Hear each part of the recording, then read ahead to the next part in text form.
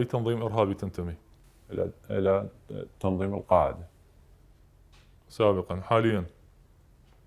تنظيم الدولة الإسلامية. على أي ولاية؟ ولاية ديالى. شنو كانت كنيتك بديك الفترة؟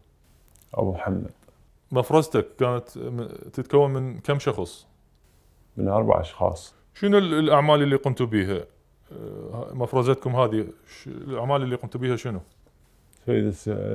يعني ضرب أشخاص اللي يتعرضون للمفرزة أو ضرب قوات الأمنية. نعم. شنو كان دورك ضمن المفرزة أنت؟